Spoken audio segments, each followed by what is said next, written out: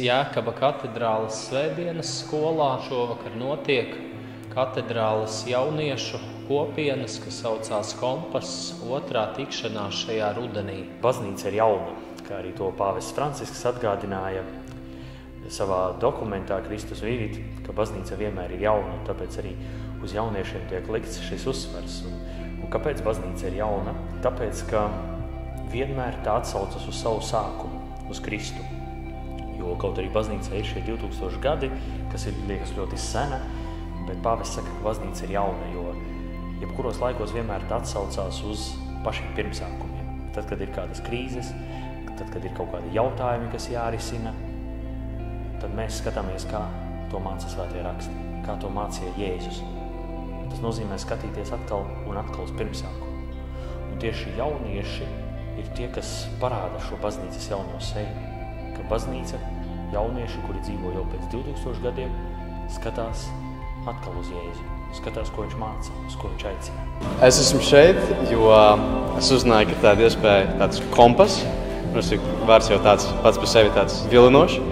Es laikam atrastu kaut kādu noteiktu ceļu, savu ceļu es noteikti teiktu, ka esmu atradis, bet tagad sazināties noteikti cilvēkiem, kas tādu pašu ceļu meklē.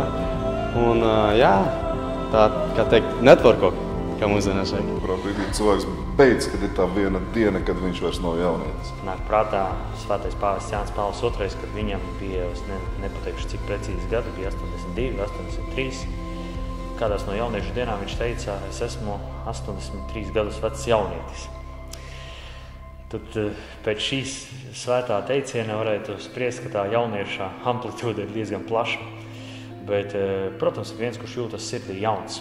Protams, tas pirmais, kas tiek likts, ka tas ir vecuma kategorija 11 gadnieki, pusaudzes līdz 30 rastīti varbūt, varētu tā teikt tā, rupi rēķinot. Bet, protams, ka tiek pieņemts ik viens, kurš sevi uzskata par jaunieti sirdī. Vispirms, lai iepazītos ar citiem jauniešiem, kuriem ir līdzīgā domāšanā, kuri arī grib sekot Kristum, lai varētu sastapt citus cilvēkus, kas būtu arī tā kā atbalsts mūsu ikdienā, lai redzētu, ka mēs neesam vienīgi paši, lai smeltos spēkā. Un arī tāpēc, ka mēs izpētām vairākas tēmās, mēs iedziļināsimies vairākos, teiksim, aktualitātes tematos, kas ir par kristietību. Mēs arī lasīsim lietas no katehismā, mums arī uz interesantas aktivitātes. Tāpēc jā, es iedrošinātu jebkuru nākt. Pirmkārt, ir vajadzīga cerība jauniešiem, jo ir dažādas globālas problēmas, ir personiskas problēmas.